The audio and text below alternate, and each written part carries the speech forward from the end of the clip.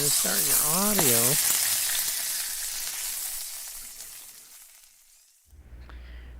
There we go. Bam! What's up, Oreo? Now recording. That you even remembered to make sure Fred was doing his job.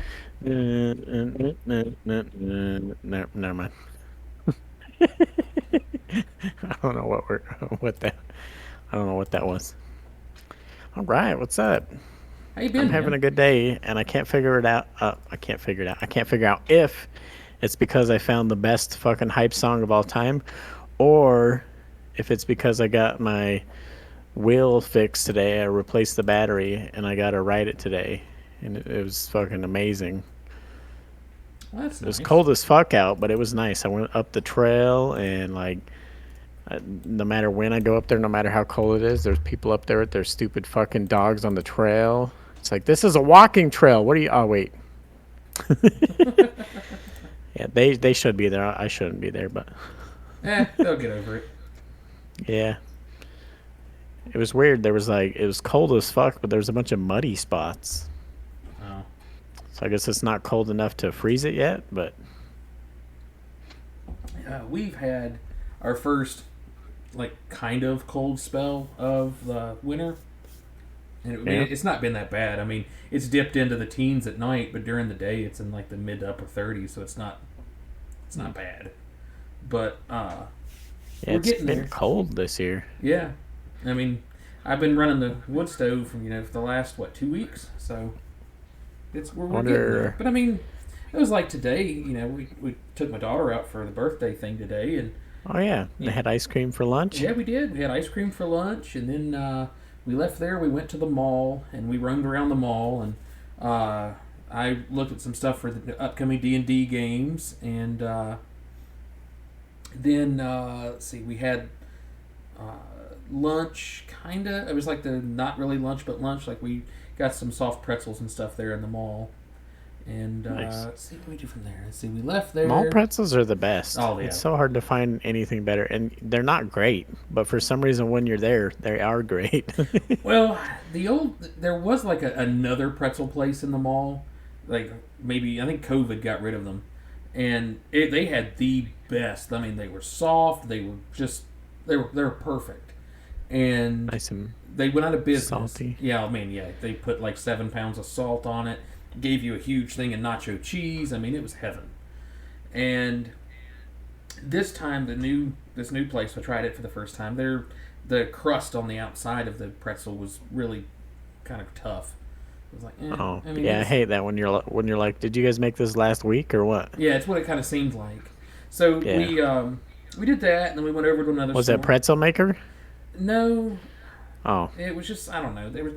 They had sandwiches and hot dogs and other stuff too, and Heather said that their sandwich. She had a BLT. She said it was pretty good, but finished up there. We went over to another. We went to the Five Below store. I don't know if you have those out there or not.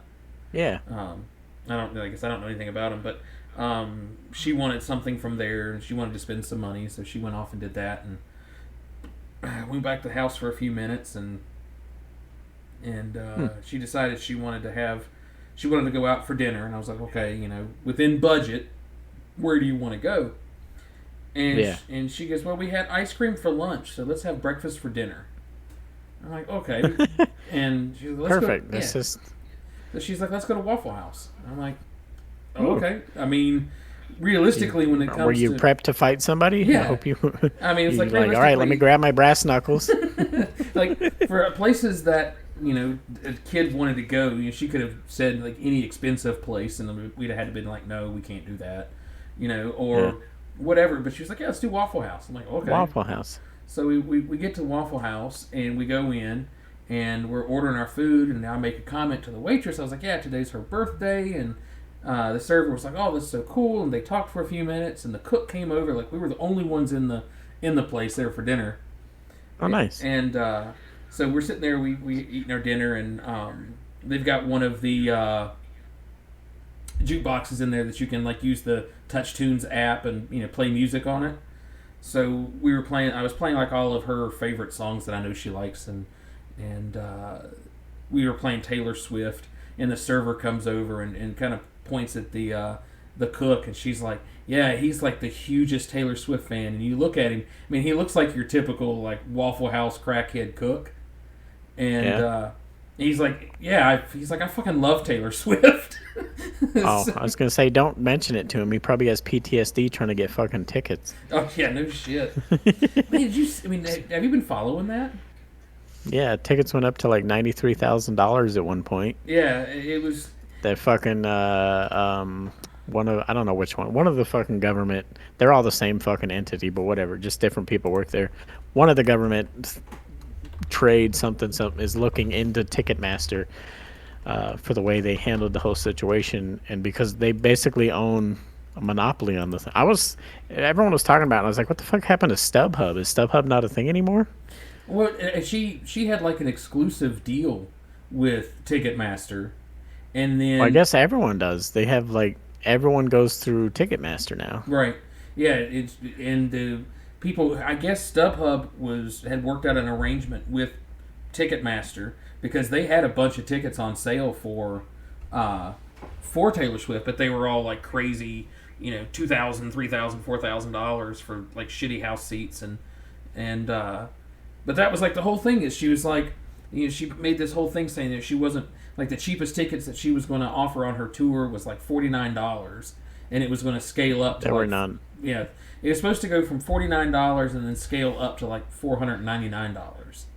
No, they started at like $499 and went up from there. Yeah, and but I mean, I guess what gets me is I know that she's getting a kickback on these prices.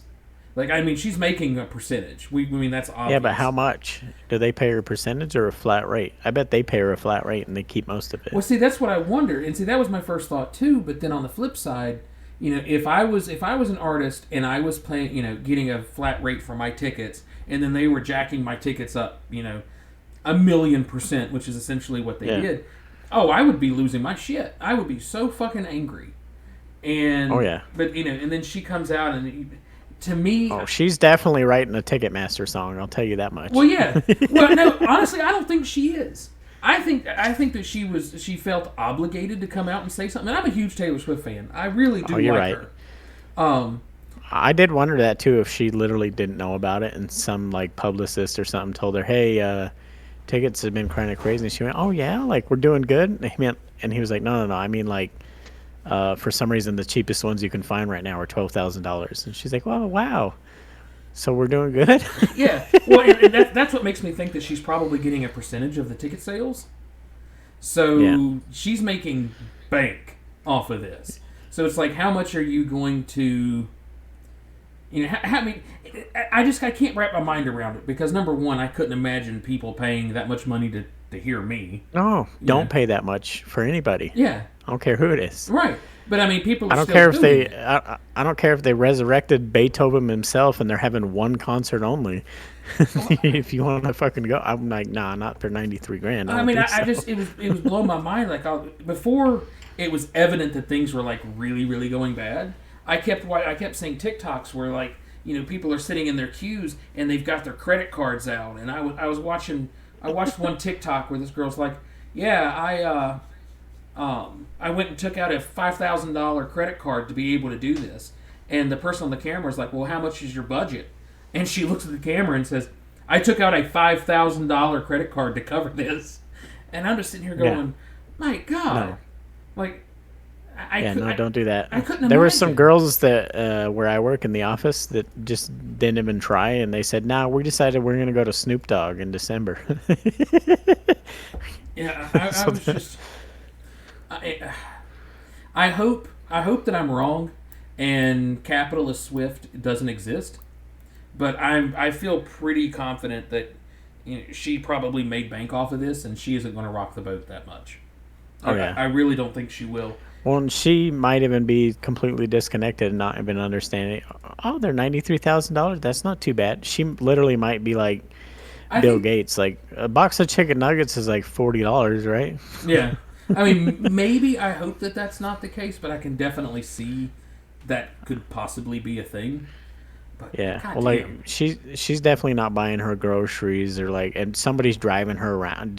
I don't see Taylor Swift driving or going to get gas. Like, I don't know. She's right on the edge of, actually, she might have already tipped over the edge of where super fandom makes you super fucking weird now, and you're disconnected as a human. right? You're on a whole different planet than the rest of us. Like how Justin Bieber did 10 fucking years ago, and Right. he's never come back, and he never will. No, and it could very well be the case, and I hope not, because like I said, I'm a big fan of her. I really liked how she, she stuck it I'm to Spotify and she stuck it to Pandora and she stuck it to these streaming platforms. Like you're not yeah, going to pay me, 4 cents of a play. Like that's not happening.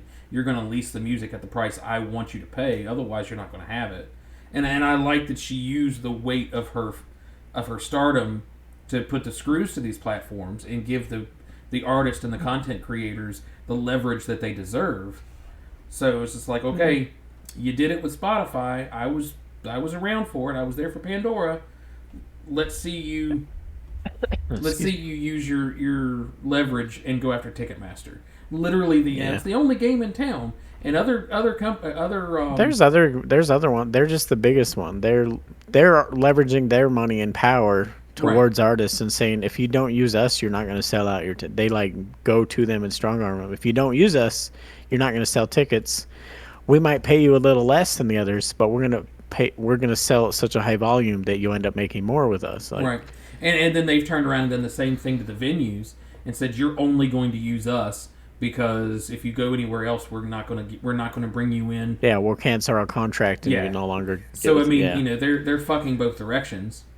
Yeah, exactly. Pearl Jam. That was when I was trying to think of it a second ago. Pearl Jam tried that, and it ruined one of their um, tours. Yeah, because Ticketmaster has a fucking monopoly on it, Right. and they're forcing their hand. I don't know. You can't go to anyone else now, even if you wanted to.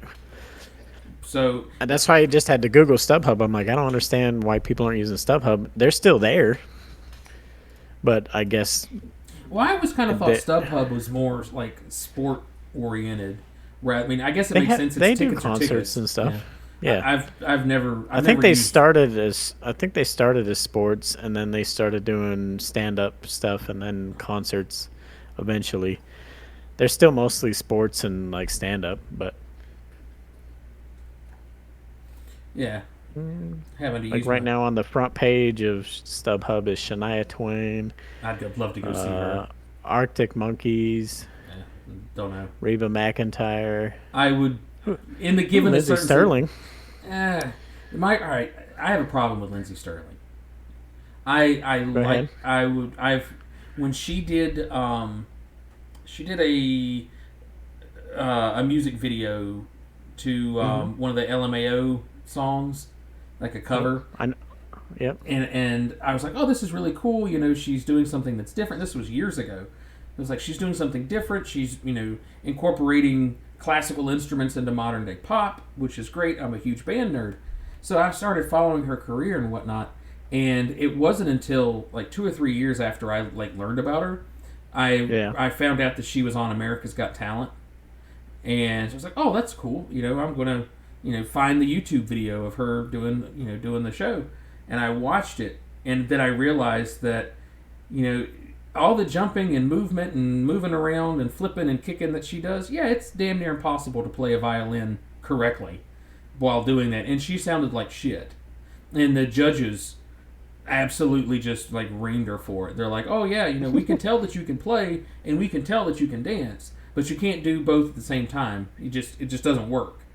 And so she got reamed and didn't make it on, or however she didn't make it far in that.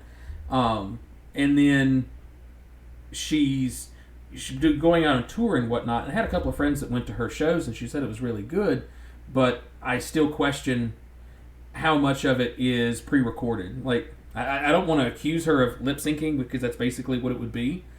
Yeah. But when you watch some of her newer videos and the way she moves and the way she plays, you're like, it has to be dubbed. It has to be dubbed over. There's no way that she can move like that and play. So I've never been to one of her concerts. I had friends that said it was good. but those same friends also weren't band nerds. So Yeah. I don't think I'd ever go to see her. I don't think I would either. So uh, I just like her as a person. Yeah, I'm she's a one of great I'm one of person. those. Yeah, I thought you were, when you started going. I don't know about her. I thought you were gonna bring up her ties with Kim.com. Oh, no, whatever. No, I mean, And I was about to tell you, hey, wait a minute, you don't know how they met or that whole oh fucking no, thing. But no. As I'm approaching it from a musician standpoint. oh, okay, I yeah, like her. And she's very average for playing the violin. She's good. yeah, She's not one of the best. no, She's the best at marketing and making videos. yeah. And she's a great brand. I mean, she went. Just the way that Pentatonics, Yeah, which they were most another people one. probably never watched the Sing Off, which is one of the fucking greatest shows.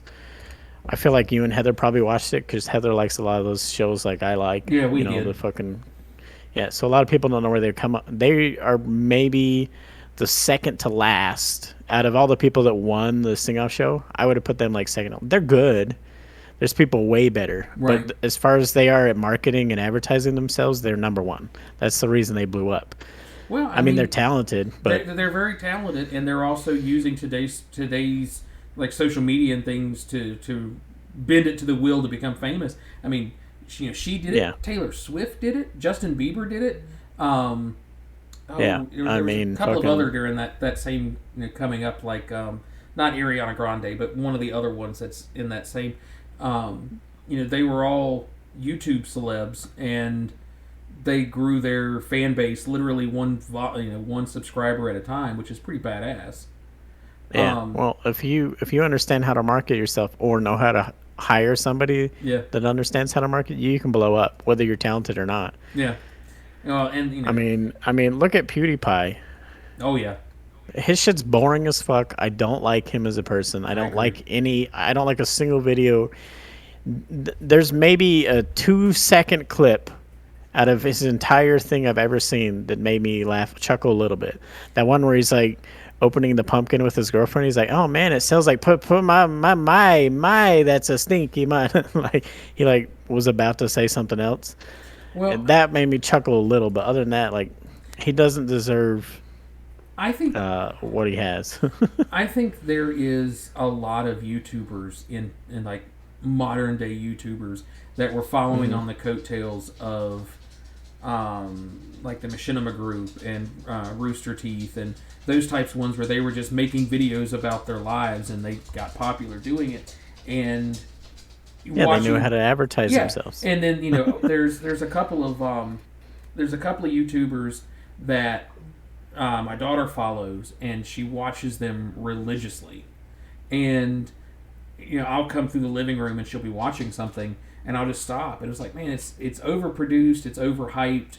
They dramatize. It's there's so many on YouTube right now that are like that, and you're like, ew, this is literally it makes me cringe watching it. It's incredibly cringy. And then some of the things that gets me is like you're watching these. They're kids. They're somewhere between 18 and 25, and they're in this huge house. Oh yeah. And I'm just like, this isn't your house. It could be your parents' house. Which tells me that you probably come up extraordinarily wealthy. Mm-hmm. So it's like, yeah, I could make overproduced, overdramatized videos if I, was in a family that was making $1 million plus a year, and I didn't have to worry about working. I could do that too. Well, they do. I hate to sound conceited, but I don't give a shit. They literally do the same formula that Mr. Beast took. I don't know which group you're talking about because there's several of them, but one of them I watched where they filled this massive like mansion with literally a few million of the balls that are in the ball pit like at Chuck E. Cheese. They put those all in the living room.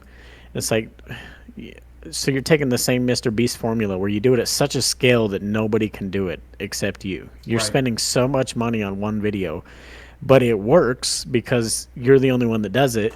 You make a clickbaity title and a real good thumbnail, and you do a few of those. Eventually, if you're smart enough, you're good at it. The algorithm will pick you up, and it'll happen just like with Mr. Beast. Yep. Well, where he started with 1,000 and 10,000. His was money. He's like, I'm gonna do crazy shit with money, right. or Yeah, and she follows Mr. Beast, and I've watched some of his stuff. But there was another group. It was probably the same or similar group that was the Ball Pit people, but they put out a video, and you're right, it was clickbaity and thumbnaily. It was like, we bought I don't know what kind of car it was. It was, I mean, something like a Corvette. We're going to use the Corvette for the stand-in of the story, and it's like, we bought brand new 2022 Corvette, going to go outrun cops. And that was basically the title of the video.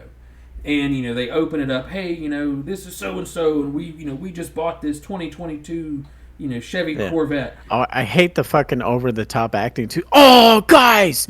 Look at this! Right. And then... But that's what works, and it fucking pisses me off. Oh, I know. And then, so they're like, okay, we're gonna go speed and get some cops to chase us. And I'm sitting there going... And then it's fake cops, and it's very clearly fake cops. Yeah, it's very clearly fake cops. And then what got me, it was like, okay, here they are driving their car, like, oh yeah, there's a cop up there. Let's see if he's got us on radar. Cuts to the cops' in-car camera on the thing. And I'm just sitting here going, how'd they get that footage? Yeah, what the fuck? And then they proceed to, like, this cop chases them, and then you see, like, the cops, like, body cam footage of him driving behind them. And I'm just sitting here going, what?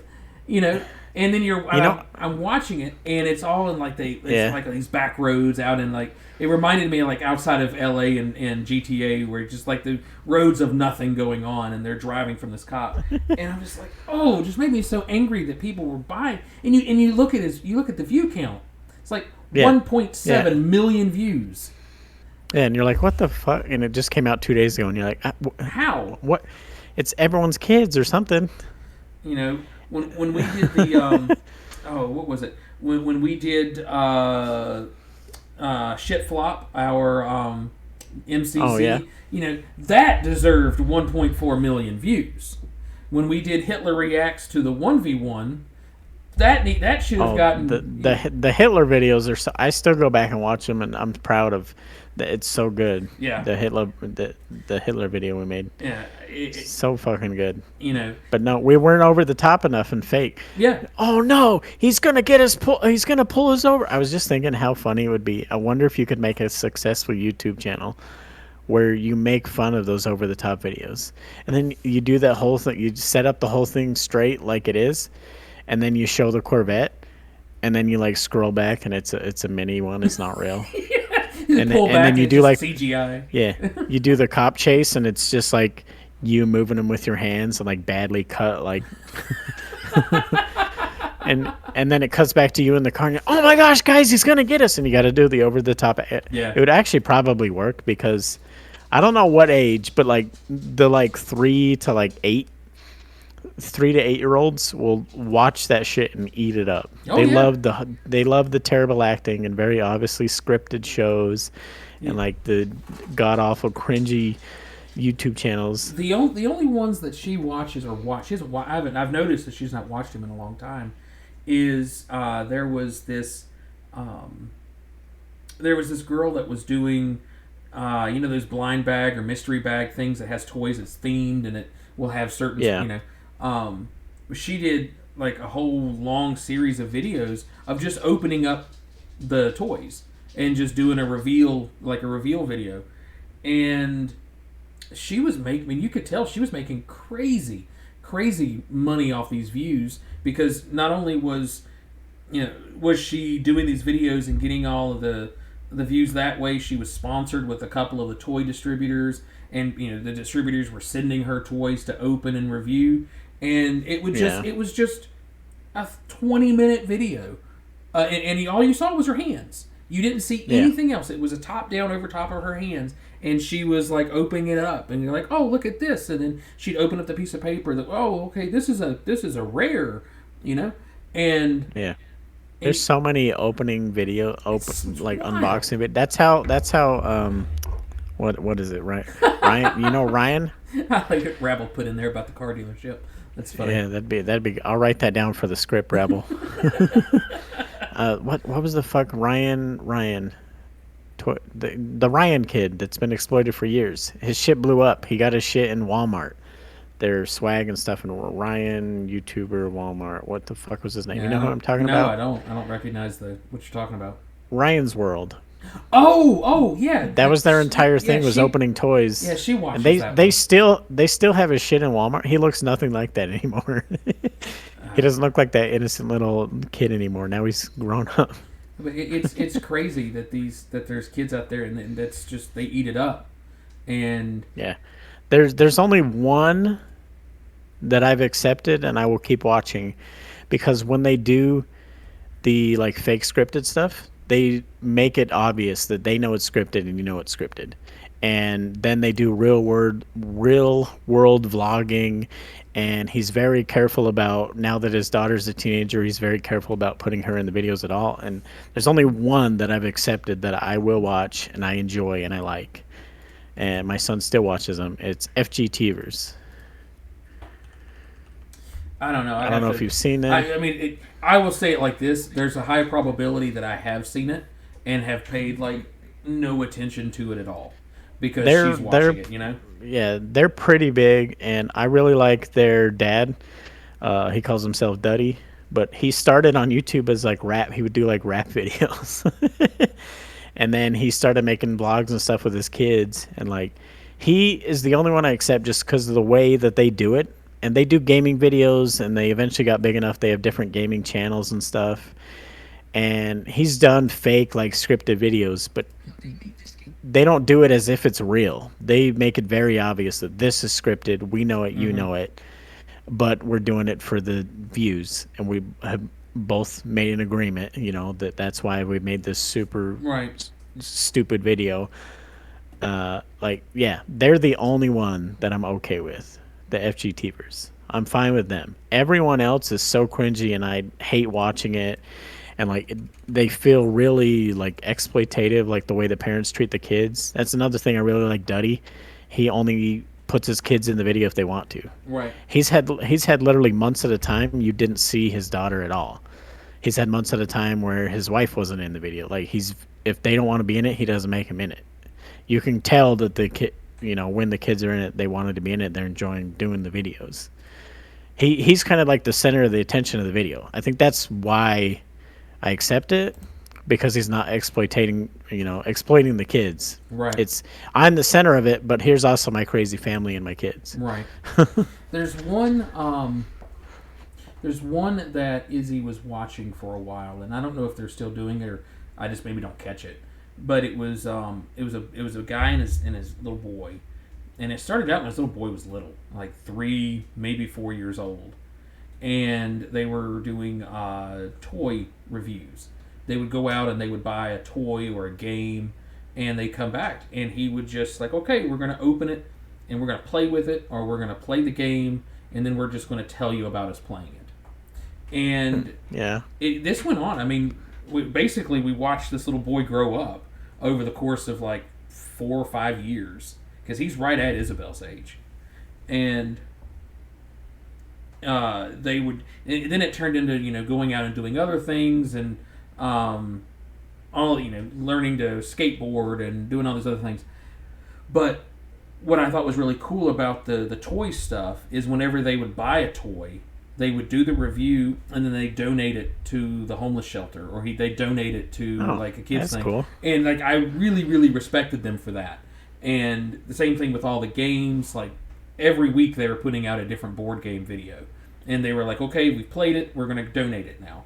And Mattel, they got Mattel as a sponsorship, and Mattel would send them toys to review, and then they would do, yeah. It was like I really respect what they're doing, and it was like, this is really cool. It's something that father and son, they can do it together. And the dad would, he was like one of the fun dads. Like, they would, okay, we bought this Lego set, we're gonna put the Legos together. I'm like, oh my god, it's this little guy, and he's gonna do this. And they were playing together while they were filming it, and I thought that was like such a cool idea. But outside of that, a lot of what she watches just. And I mean, and I thought it was just my kid. I didn't realize that it's like all kids of that age. You know. Yeah, that's how they get millions of views. It's all Yeah. these kids that watch it because it's flagged in such a way that an algorithm picks it up without them even being signed in. They just pull up YouTube on whatever device Yep. it is, an Xbox or Yeah, we did your that phone or for. whatever it is, and that's what comes up. Yeah, we did that for a while. She had a DVD player in her bedroom that had YouTube on it, where she could watch YouTube.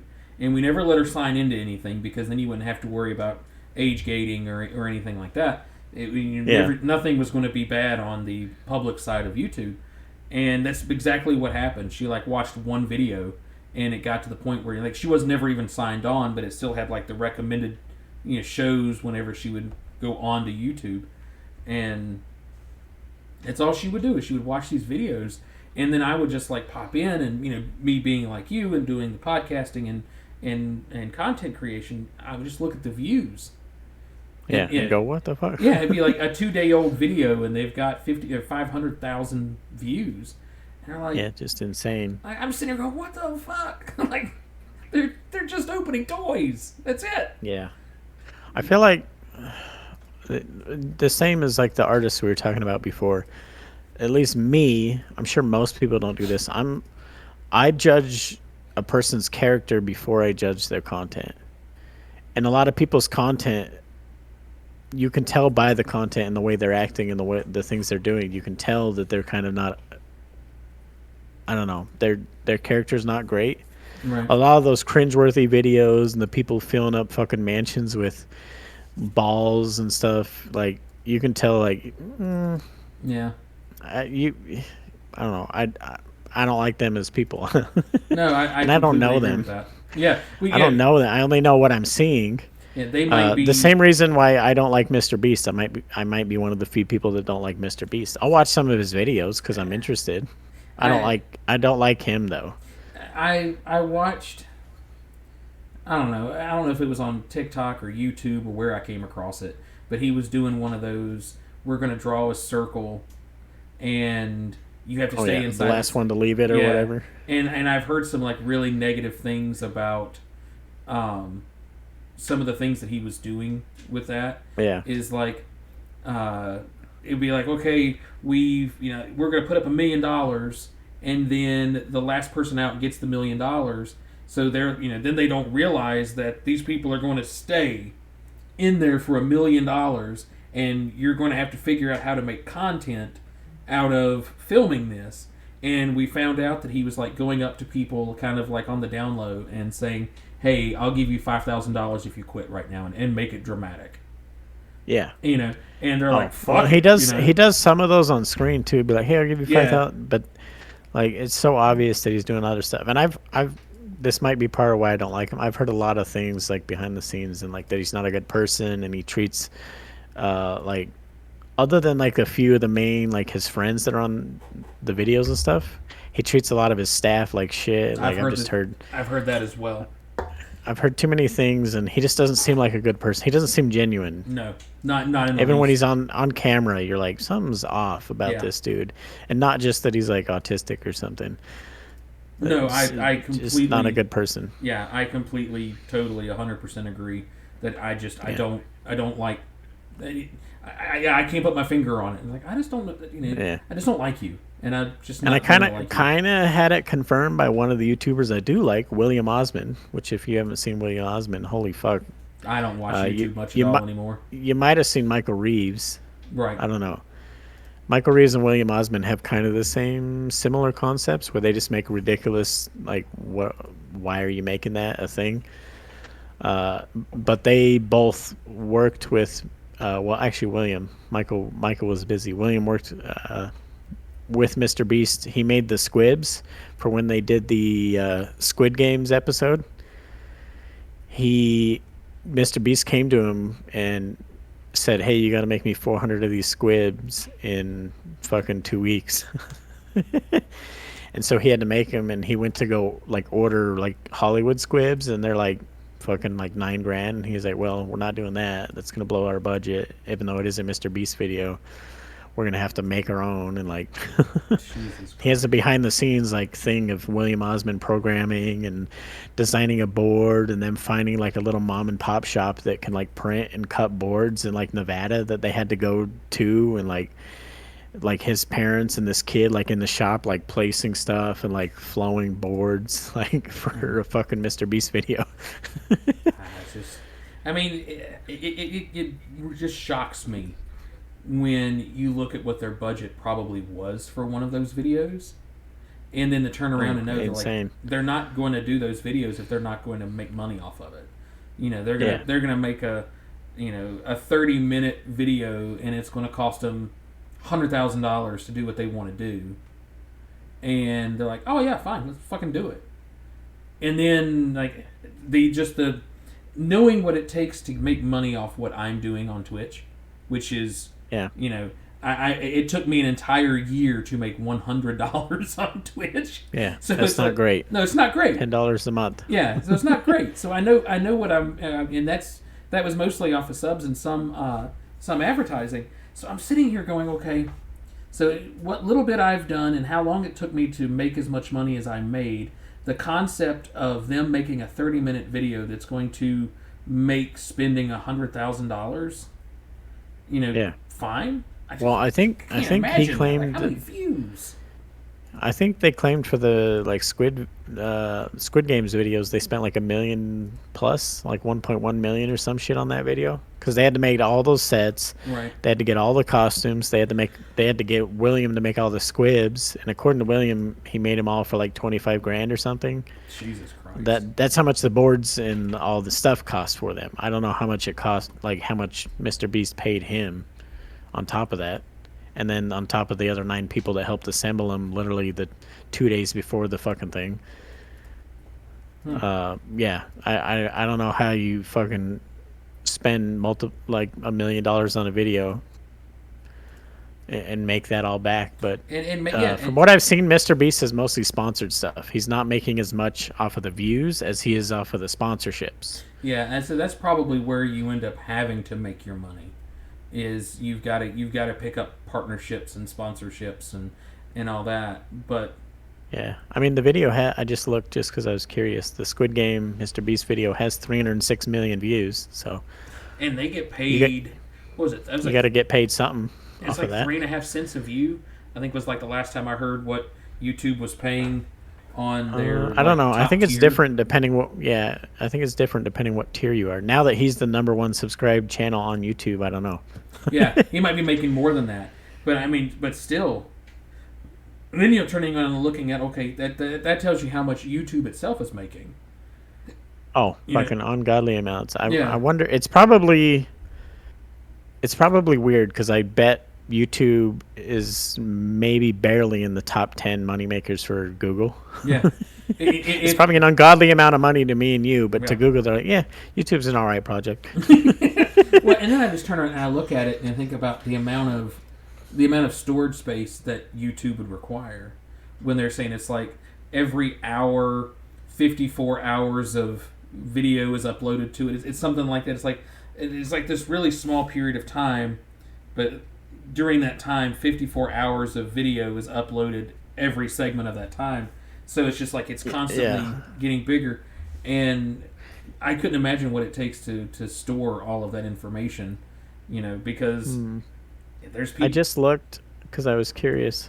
You know how we like to Google things. Mm-hmm. So YouTube made 28 billion in revenue last year. How much do you think Google made?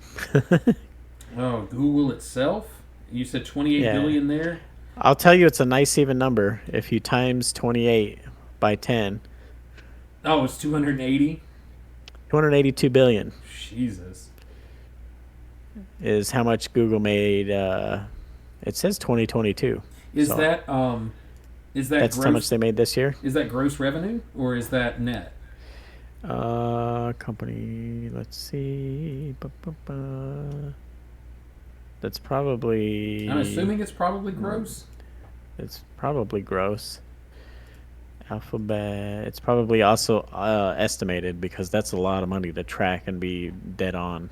Somebody would have to do it. I mean, it's probably like $281,127,315,105.03. Yeah, it looks like it's gross. So Google's number 2 in the world for money. Is that on the internet, or is Oh, that in? sorry, Google's number 3. Is that in the? Is that like Alphabet for the world, or or number three most revenue? I think this What is list I'm that? looking at is tech Tech companies. companies. Okay. Amazon's number 1, obviously. Yeah, They made totally. 500 billion. I feel like that's a low 500 number. billion this year. Yeah, that's probably also estimated. Yeah, I feel like that's low. Apple, according to this, made 400 billion. No. So Apple's doing fucking amazing if Well, they're yeah. just under Amazon. Yeah, forcing their How do they make 400 fucking billion? What all does Apple own? They've got to own something else. their customer base is stupid. Number one. Oh, that's true. They pay $1,500 for a $400 phone. Yeah, every year. Yeah. Oh, there's a new one. Yeah. Look, it comes in pink. It's the same fucking phone, Oh. and it has features finally on it that Samsung Android had 6 years ago. Yeah. Yeah. I just. Oh, there's a new watch. It's only 1,200. Yeah. It's a piece of shit, though. Yeah. I can get a Chinese watch for $50 that does the same thing. Yeah, but it's Apple. Well, it was like I was going to buy my wife a Fitbit, is what she really wanted a few years ago, and so I was looking at pricing them, and I'm like, holy fuck, that's a lot of money. And Get a Xiaomi. And then she decided she didn't want a Fitbit. She found like an off-brand Fitbit that was maybe a third the price. Yeah. So we bought it, and she still wears it. She's worn it for 2 or 3 years now, and she's put it up against like friends that have Fitbits, and it's like, you wasted your money. This thing does Get a exact same Xiaomi. thing. There's a few brands that make them. We've used Xiaomi for like 8 years now or something. Mm-hmm. We use their third and their fourth and fifth. They just came out with the sixth. I just got it for my wife. The battery life's way better. It's a full colored touch screen. Mhm. Like it's It's what cool. you'd get at a Fitbit for like $800. Yeah, it is probably $150 if that much. I think the Xiaomi 6 is $80. Oh, there you go. I mean, And it does oxygen, heartbeat, fucking every sensor, tracks your sleep. I mean, it does all the same shit they all do. Yeah. But yeah, no, I just stuff like that just blows my mind with the amount of money that they're just raking in. Like, Yeah. well, and then Apple, the other thing that Well, kills me. Fitbit does the same thing that Apple does. They're charging you for the brand because Right. they have brand recognition. They can charge 8 times more than anyone else. When when the twins moved back in with us this second time, they wanted to get phones, and I was like, hey, instead of using these track phones and all this, I said, I'll open up a phone account in my name and let you guys, we're going to put your debit card on it, you're responsible for it. So, and the girls, they're like, that's cool. So we went, and I'm like, what kind of phone are you guys thinking about getting? And they were looking for something like a budget phone to an extent, and they wanted to buy, I don't know, maybe like the 2-year-old iPhone. You know, it wasn't one of the newer ones, but it was like maybe 2 generations back. And they were just showing me all this stuff that it did, and they paid some crazy amount of money. I mean, still, even then, they still paid like $500 a phone. And they were showing me all these things, and they're like, oh, then what really upset them was they were talking about, oh man, these things take such great pictures, and it just, iPhone does, and I was like, let's compare photos. And I still had it, I still use it. It's a S10, S12, whatever this is. It's one of the older Samsungs. Samsung, yeah. Yeah, it's one of the older Samsungs. I think it's the S10. I think Samsung uses Sony sensors in their cameras. So we were taking pictures, and I took a picture, they took a picture of the same picture, and then Samsung was probably better by miles. Yeah, Samsung, as far as I know, for like the last like 6-7 years, they bought like the top of the line Sony sensor available, and they put it in their cameras. So good, and they were just completely like beside themselves at the difference in the phones. And Apple, the people that have Apple think that theirs is the best, and until they literally compare it to a 4-year-old Android, and then they go, well, Yeah. Well, that was the other thing too. They were it's okay, I guess. the phone the phone that they got was the first iPhone that did thumbprint the thumbprint login on the phones. Oh yeah, the shit that Androids had for I Yeah. don't know. Well, they made a comment because I have on my phone, I pay for like Spotify Premium and all that. So whenever we Yeah. would go out somewhere, if we were driving, they're like, we want to use your phone to play music. And so they were like, well, we want to put our thumbprints in your phone. I bet you don't have that. And I'm like, what do you mean thumbprints? They're like, oh, yeah, well, Apple does this. I was like, oh, biometrics. Like, oh, yeah. I was like, I think my S7 did that too. Yeah. And they were just like, what? I'm like, you guys, No, you have completely gone into Apple's this. another one of those. They're like all the YouTubers and the people we're just talking about. Apple's very good at marketing and advertising a They are the feature best. as look how fucking amazing this feature is. And like Android, we just like had it. It just like came out in an update a while ago, and like Right. we just had it. We went, oh, that's cool, and nobody talks about it. That's the thing with Android being so damn near close to open source, and like the how many updates are pushed on Android and the variety that they have to cover. So there are shitty Android phones, but there's also fucking amazing Android phones. There's the entire array of fucking Android phones from budget $200 to $1,500, and the problem is Apple again. They're charging for their name for literally half the price. I could name 5 different brands that you'll get a better phone than an Apple. Oh yeah, by miles. You know, you get Yeah. better picture quality. You get better video quality. You get Oh yeah, not super, everything. yeah, it's so much more I- customizable. Oh, I'm just looking for my phone. My phone's my camera right now. So this camera right here is my phone. A long time ago, I went with HTC, and they started to get worse and worse. Yep. And then I went with I had a Samsung for a minute, and then I went with Xiaomi, the same company that makes our watches we were just talking about. We got onto Xiaomi all at the same time. I got their phones and their watches and a bunch of stuff. And then the main problem with Xiaomi phones are fucking amazing. They're made in China, they're sold in China, but they're focused on the Chinese market.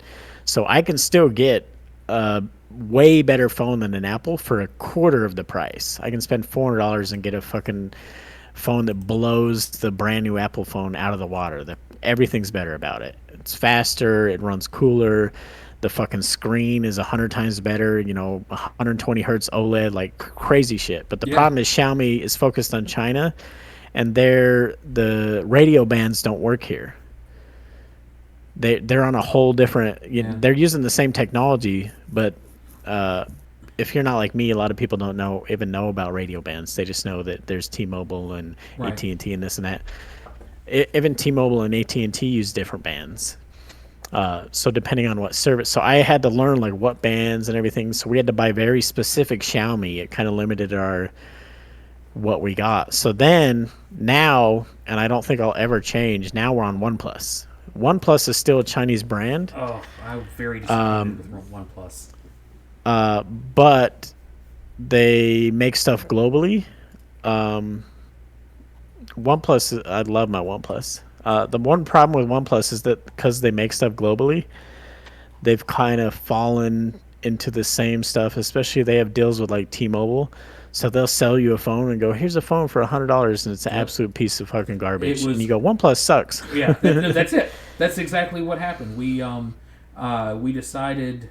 Was it a T-Mobile one too? They have a deal with T-Mobile, and they're the worst fucking. So OnePlus is like, here's a phone we made for $10, and T-Mobile's like, great, we're gonna sell it for $100. Yeah. Well, so what we did was we decided a couple of years ago that we were just going to have the business pay for our cell phones, since I use my cell phone primarily for work, and like that's my work number and all that, and basically Dad did and our other employee did. We're like, well, shit, let's just go get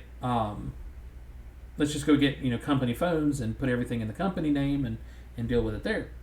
And I my last S10 that I had fell off my nightstand and landed perfectly face down, and it looked like a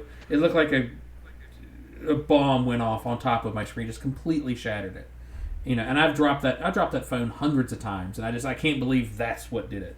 But anyway, so I was like, I need a new phone like today. So we went over there and we went to T-Mobile and got everything set up. And the manager was pushing these OnePlus phones. It was like all these things are great. I have one that look at all these features, and so they get like a kickback from OnePlus. I'm pretty sure. Yeah, and so we bought them outright, and it was like $120 a piece for these phones. So we bought four of them, and we got everything set up, and I got my phone, and I love technology and I love messing with stuff. So I was really putting it through its paces, taking pictures, taking videos. And one of the things that I was doing almost immediately was I was snapping one of the twins back and forth while we were doing all this. And I was seeing the pictures that they were sending me, and then I was seeing the pictures that I was sending them. I was like, oh my God, this camera's terrible. Like, I mean, it was just horrible. And the short of it is I ended up going online, and I saw a thing on Facebook where somebody was selling one of their old S10 phones for like $50, and they're like, so I drove across town and I bought it, and I went straight to T-Mobile, and I was like, turn this phone off, turn this phone on, I'm done. And this screen the screen is cracked, and I mean, it's been through hell, but I was just like, never again. I was so let down. Then one of the other issues that we had, we were I think two of our guys, they use them, but they have their own personal phones, but we gave them two company phones for company business. Just for business calls and whatnot. Right. It was like, hey, if it was one of those things where we were either going to pay them, we were going to pay for their cell phone plan outright, or we'd give them a company phone. And both of them were like, oh, if that means I would have to have two separate phone plans because my kids are on it, my wife's on it. It's like, all right, we'll just give you a company phone. Yeah. So that fixed that issue. But one of the things that I've noticed with it is it does not like Wi-Fi phone calls.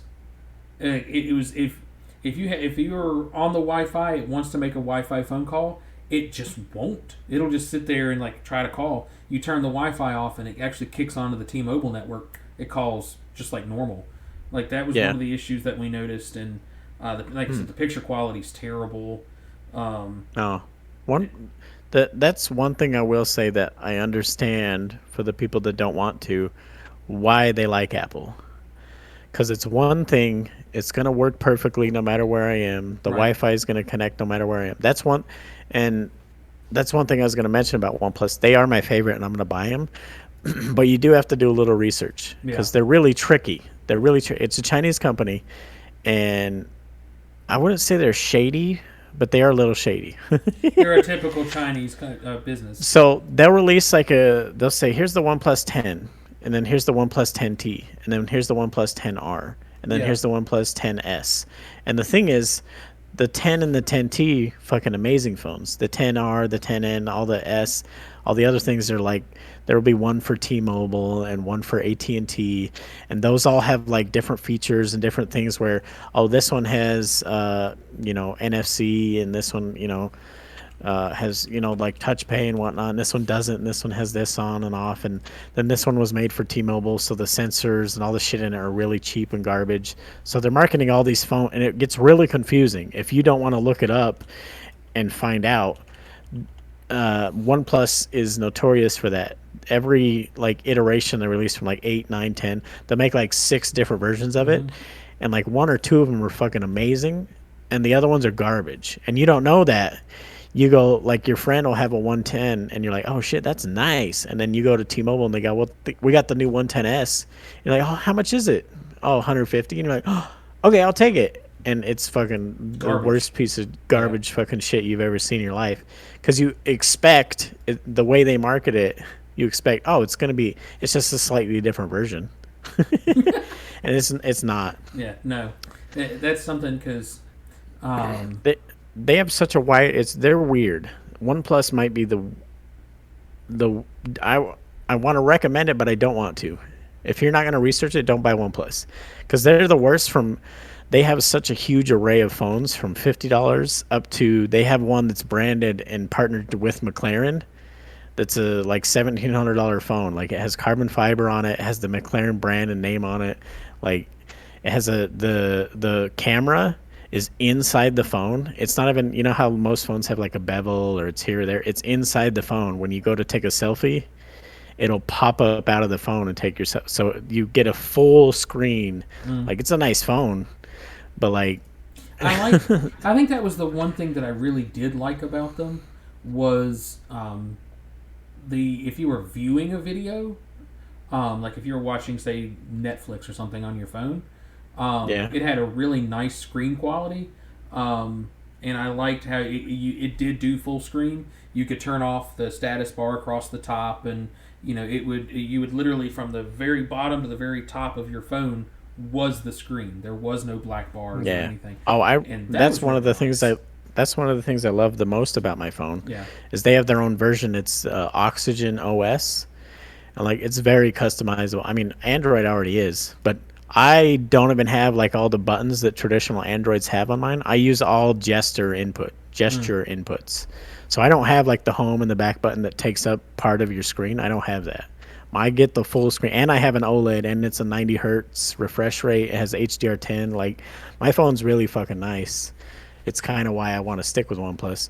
But again, OnePlus makes great phones, but I don't recommend it because you're gonna have to go to do some research and like find out, and if you're buying one that isn't branded specifically for like, oh, if you use T-Mobile, OnePlus, because they're a global brand, again, you're gonna run into that problem. They might not run certain bands, and then you might get a great phone that's fucking sucks because you have T-Mobile and you thought it would work and it just barely works and you get like 3G speeds, and Right. again you're going to think, oh, OnePlus sucks, when it's not meant for American consumption. Right. But they're making so much money over here they're not going to stop selling them. I noticed a lot of things with the UI. Um, they was just totally different from Android, especially Samsung for that matter. Like Oh yeah, they're weird. I've become like I won't leave Samsung just because I know how it works. I know all the features. I know what I want it to do. I know how to make it do what I want it to do. Yeah. Um, Well, see, that's how the Apple people think. I pick up an Apple and go, I don't know where fucking anything is on this oh, I thing. know. I can't figure it out, so I don't want it. My main problem with the Apple is the price. Yeah. I'm sure it's a great fucking phone and everything, but I'm paying way more for not great what it is. Not it's not Yeah. worth it. Well, it's not worth it to me either. And the more people that I talk to, especially in my field where you have a lot of basically blue collar workers, a lot of them have iPhones. And Yeah, I'm looking at them and like, you're like a really smart guy. You manage your money. You know what it's, you know the value of a dollar. Why are you buying an iPhone? Because that's not the value of it. You're not getting value for it. yeah. And the more I talk to people and the more I watch them, I Well, they think don't have the time to do the research and shit. Like I just said, they yeah, just want a thing that they buy and it works like they know it's supposed to. yeah, and that's it. Yeah, That's where I was yeah. going with it. Is it was like the iPhone. They give you here's my phone. This is how it works. It doesn't work any other way. You get this, this, and this. It's always going to do this, this, and this. Here you go. Hmm. Here's your phone. And I guess to me, I guess that's what it is. And Well, that's where why they can charge they're basically charging a convenience fee. yeah, Of you don't have to figure out, you don't have, we've vetted all the apps that are available on this thing. They're all right, going to work perfect. You don't have to worry about viruses or this or that. It's just going to work exactly how you want. It has all the main apps on it already, the camera and the calculator and the messaging, and it has everything you ever need. You don't have to figure out. You get an Android, there's different messaging apps, and there's different browsers, and there's different mm-hmm. OSs. There's different. I don't know what they're called. Where you can download a thing and it'll change all your icons and the Like way the your different home screen widgets and stuff like works. that. Yeah, there's so much shit on Android. If you don't want to figure it out, it's not simple. You can get No, a way better experience. The problem I have with Apple people is they just assume theirs is the best. It's like it's not. It's the well, easiest. You and, have the and easiest. I can see where they're coming from with that because if I drop $8,000, $9,000, $1,200 on a phone, it should be the best. Like there shouldn't be any question about it. I should if I'm investing, 2 to 3 times the amount of money into my phone every year, Yeah. then I'm assuming I'm getting the best because money equals value equals quality. when that's just not the case with phones at all. No. It blows me away too that they got caught slowing down old devices and people are still like, Apple's my favorite. I'm like, you don't think maybe they're still doing that shit? Yeah, You don't think that like as soon as the announcement came out that the new phone's coming out, you're like, mine's kind of slow and shitty. You don't wonder about that? Yeah, well, and then the thing of it is they don't care because who gives a shit about the last year's iPhone because I'm buying next year's iPhone. So fuck them. Yeah. It doesn't affect did- me. And I think that Did has you a see lot the to do- fingerprint? The fingerprint sensor's now in the screen, which mine's in the screen on my phone. Yeah, mine is too. Yeah, that's been a thing. I think wasn't that I don't follow iPhones, but I think wasn't that the new one this year that they were like, oh, the fingerprint's in the screen now instead of on the home button. That was in the last like 2 or 3 years. Sometime that happened recently in phone generations because I remember they were talking about how big that was and just like I'm watching an Apple commercial on my Samsung phone. And I need to turn it off for a second because a customer just walked in. Okay, they're leaving. Thumbprint, I'm pretty sure. Like, I'm pretty sure you still can't multi-tab, like have multiple windows open on an iPhone. I'm pretty sure you can't. Android's had that for quite a while. I can do it on my phone. It's super easy. Yeah, I have shit. Yeah, I have tabs open it's actually it's really fucking easy in Oxygen OS. I don't know how it is on base Android because OnePlus is a little different, but it's literally I literally swipe up and then push a button and I have multiple screens. Yep. That's it. But yeah, I don't. I'm pretty sure iPhone still doesn't have that. And there's so many things that like I don't know. We're not saying Apple's bad. We're just saying, like you were saying with the twins. No, don't be arrogant. That's not a cool feature. I have that too. Yeah, and it's basically, we've all had that. I have two beefs with Apple when it comes to their phones.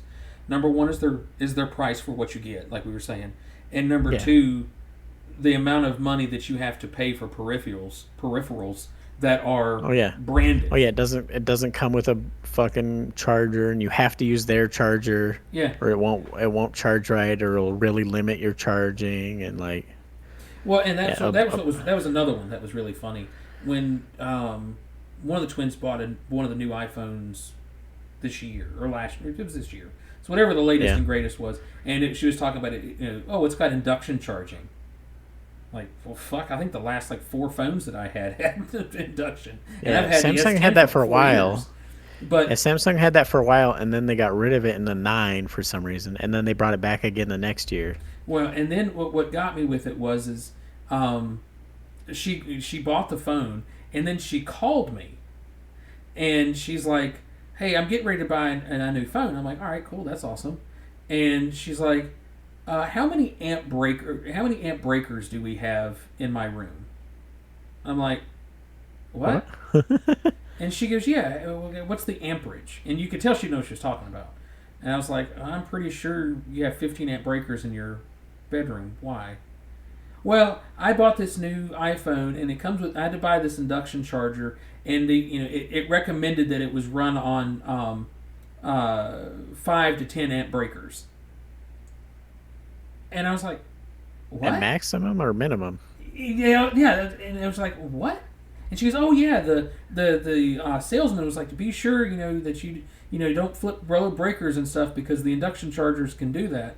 I'm like, "What the fuck are you talking about?"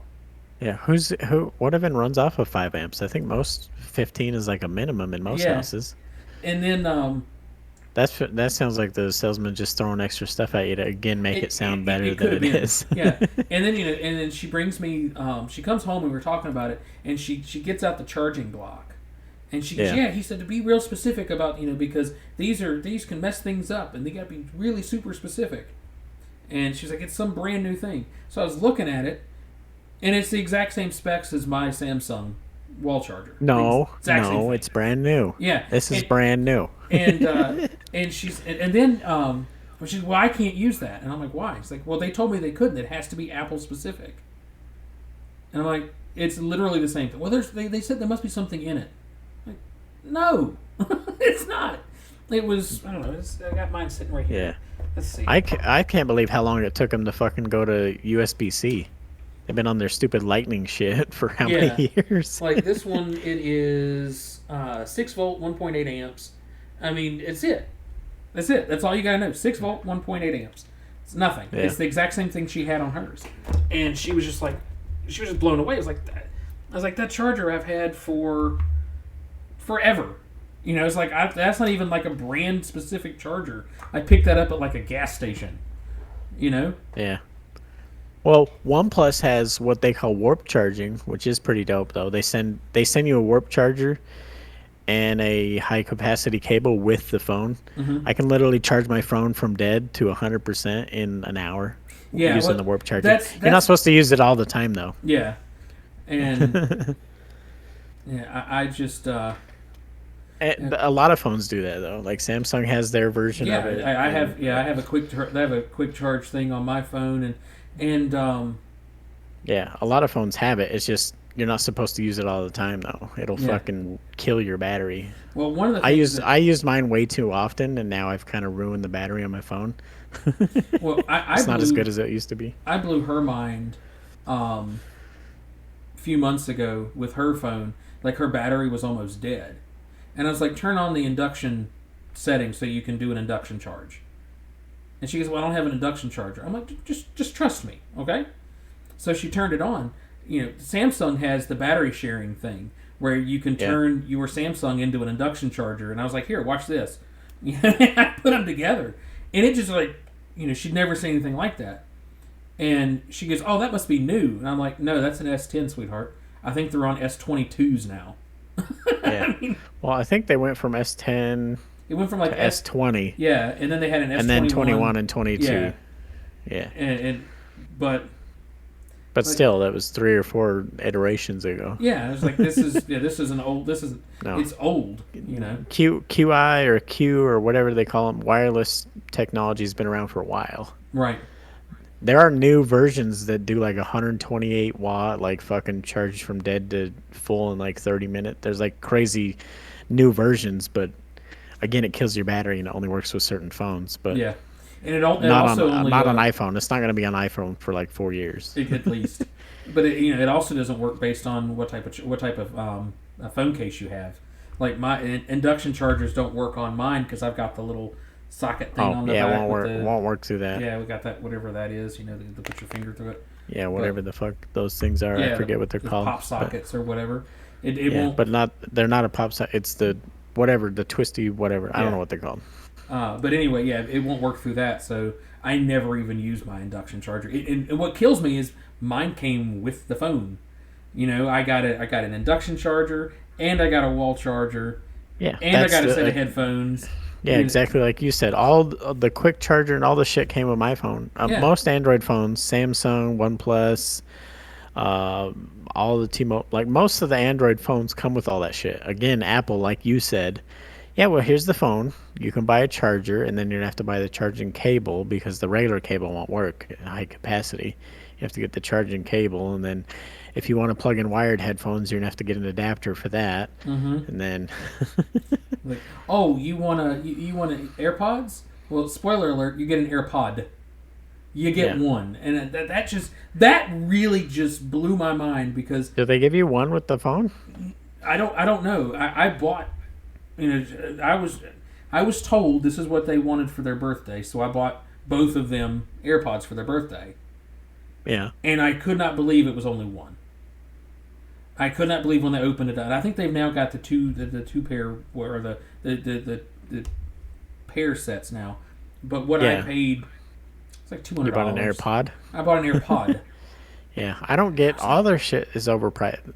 Like where I work, we sell the AirPods and we sell a shit ton of them. I don't get it. Yeah. We sell the AirPod Maxes too, the $500 over-the-ear headphones. I'm like, those are fucking awful. I can get you a pair of $100 Sonys that sound better than that. I can get you a set of wireless Impals that go over the ear for $20 that sound fucking amazing. Yeah, I don't. Again, it's all a mindset. It's on one hand, it is a convenience fee and it is easier, and it all just works together. You don't have to worry about what Bluetooth or this Yeah, or that. that's or- very true. I get that. You don't have to research and wonder. Like OnePlus literally has phones that'll be this one has the best camera there is. This one has the best screen there is. This one has the a lot of Android has that same kind of thing. Samsung not as much. They try to sell like two versions, a bigger one that has like a better screen, and then Yeah. another one that has like a better camera. It's not Right. as complicated as some of them, like OnePlus or Xiaomi, but still, Android's not. You just with an iPhone, you either do I want the small screen or the big screen. Right. That's all you're choosing. You're Yeah. getting a good screen and a good camera with Yep. both. It's neither are going to be top of the line, but that's what they push you. This is the best of the best you can get. It's like, nah, it's Yeah. good, but Well, no, it's not the best. and the other issue with Apple though is it is convenient, and they've developed it that way, and they want Yeah. to make sure anything that's not Apple is inconvenient, which is that whole battle between what is it, blue Yeah. messages and green messages or whatever it is. Oh yeah, that they do that. They And they do just that on change purpose. it. I'm pretty sure we've talked about this. It's the same shit that Sony does. Yeah, They want it to. really They is. they develop their whole brand as being easy and convenient and elitist, sort of. They kind of train their customers to be elitist, and I have the best of the best. My controller is the best. I'm not saying the PS5 controller is not great. It's fucking amazing. But I've had better. I've had better. Yeah. No, I completely understand, and I'm not a fan, and maybe I'm a Samsung fanboy, and I don't plan on going anywhere else. Yeah. I'm hoping with come tax season I'm going to buy Heather and I new Yeah. New one. new phones because like her charger's at the point where she's got to like stick it in just right and then fold it under to get it to Oh charge. yeah, that's not. Yeah, you need a new one. Yeah. I will. If you want to really be under Daddy Google, I will say, I do really like Google Fi. We I use that for our whole family, and the only reason I did is because the amount I'm paying. I have three phones on it. My son has his phone. My wife has her phone. I have my phone, and I'm pretty sure we're on AT&T towers is what it uses. Google Fi is one of those ones where they band hop, and if I drive out of where there's no AT&T towers, that there's T-Mobile towers, I'll then use the T-Mobile towers. But the amount I pay for all three of our phones, I get, I get. I don't think it's 5G speeds. I get 4G. I get LTE. I get really fast, fucking like 120 megs down. Like it's fast. For three phones, I pay. I think after taxes and everything, it's like $88. That's really good. And we have unlimited up to 35 gigabytes. And that's each. That's not a. We don't share that. Right.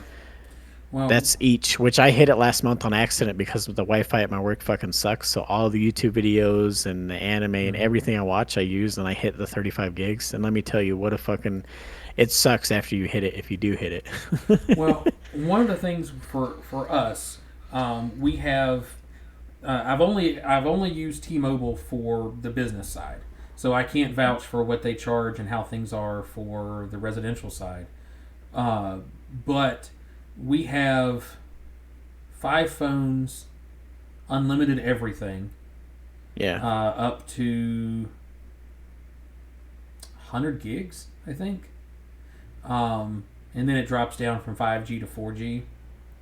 Yeah. And Is that 100 each or 100 shared? 100 each. Nice. And all of that, I think we pay 125. So I mean, Yeah, it's a that's pretty, not too bad. It's a pretty damn good deal. And one of the guys that we have lives out in the middle of fucking nowhere, and he still gets he gets LTE signal where he's at. Yeah. At this point, towers should be fucking everywhere. Oh, not where, It blows my mind. Yeah. It blows my mind when I'm literally just driving from Utah to Idaho, and I'm like, why? How do I not have service? And it's been with everybody: Sprint, T-Mobile, AT&T. There's a spot between Utah and Idaho. I'm like, how? Why do I not have service? I don't get it. You guys make billions a year. You can't throw one tower out here somewhere? yeah. Like, There's what I've noticed, especially living here in fairly rural Virginia. Unless you're in some of the major, I don't want to say metro because that's not what we are. When I say large town, population 75,000. You know. oh, okay. Okay, so that's a lot. That's the size. The town that Virginia Tech is in, their population is about 75,000.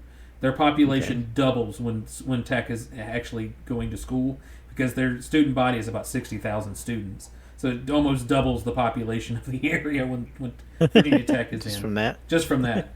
But anyway, inside that area, and when we live about 15 minutes from there, but we have really good signal all around the area. But once you get on our major highway, which is Interstate 81, it runs east to west. Yeah. And it sucks. once you're there, it's great. As long as you stay on 81, you're fine. But I've noticed, like, if you're in some of the less populated areas, if you stray off of 81, no signal whatsoever. Like, none. Yeah. You know, not even. See, it blows my mind. How do I don't even get how, like, if it were me, let's say I'm running T-Mobile, that crazy guy doesn't run T-Mobile anymore, does he? I don't You know what I'm talking about? I don't know. Well, let's say I run T-Mobile. I'm gonna call up Google. I'm gonna call up AT&T. I'm gonna call up Verizon. I'm gonna call all of them and say, hey, let's go fucking Dutch, and we're gonna build 5 towers in the outskirts of Virginia. Yeah. And we'll all split the cost.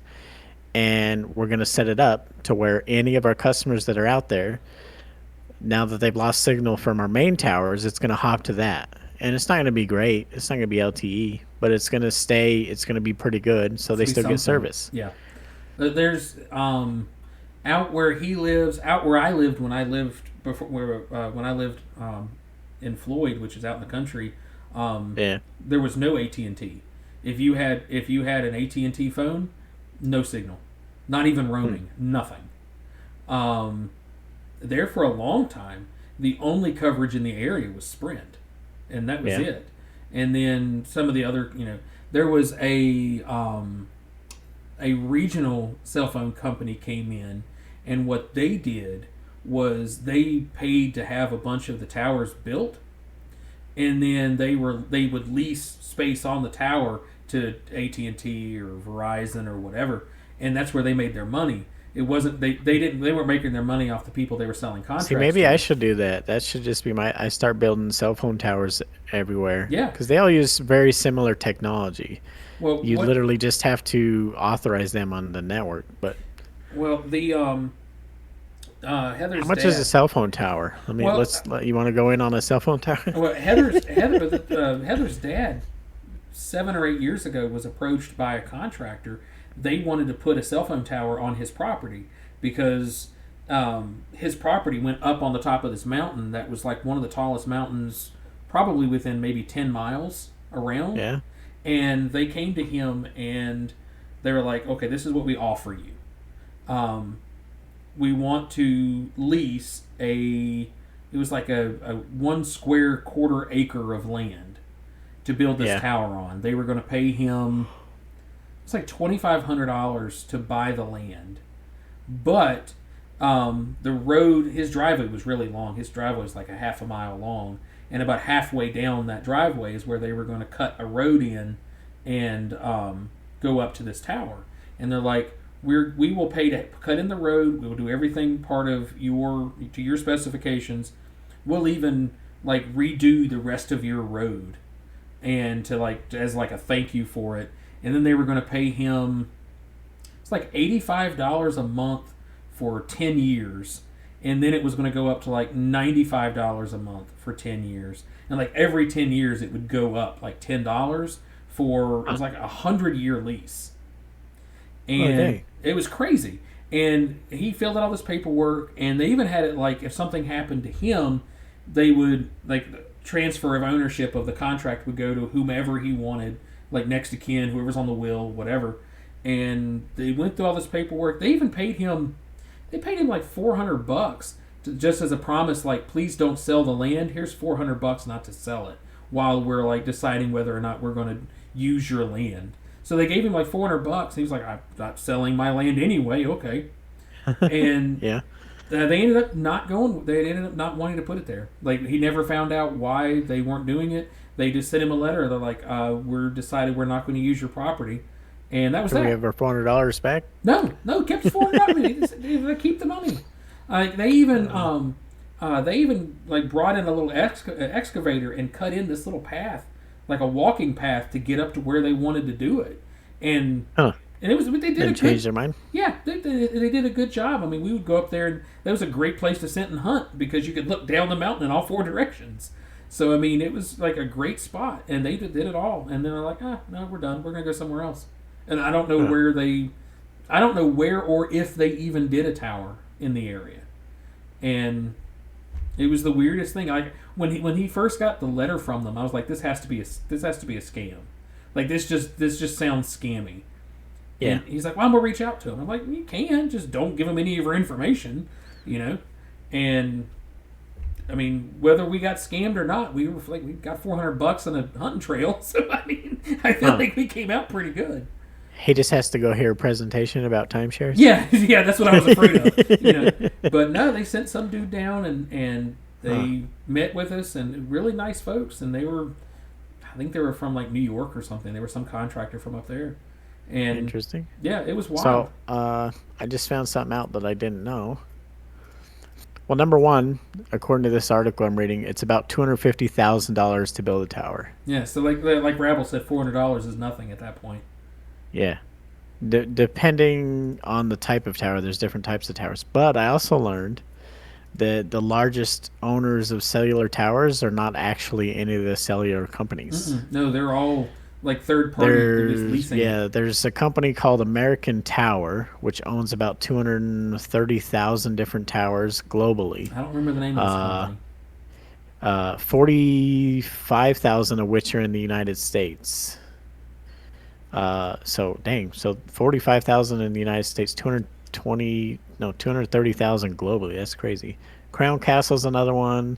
They own about 40,000 in the United States. They don't own any globally. SBA Communications, IHS Holdings. So there's these companies that own anywhere from the lowest one looks like they own 20,000 up to American Tower, which owns 230,000 towers. That's fucking a lot of money. 230,000 times 250,000 per. How much is that? Times. That's an extra 6 zeros. So I'm just curious. Hold on. 1, 2, 3. How many? What? It's in the billions. How do I translate this? It's 575,000,000. Hold on. So that's million. So that's just shy of $6 billion. Yeah. In towers. Yeah. Yeah, and then you got upkeep, and you've got. Sorry. It's 250,000 to build them in America. It's much cheaper to build them elsewhere. So actually, they probably don't have that much in there. Because in Asia, this thing says that you can build them for like 30,000 a tower in Asia. Yeah, they have no safety standards. They're like, fuck it.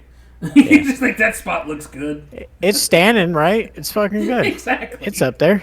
I watched a video on TikTok today of them setting a pole or setting the base of what they were going to use to attach some type of light tower on it, and they were driving it into the ground like 40 feet.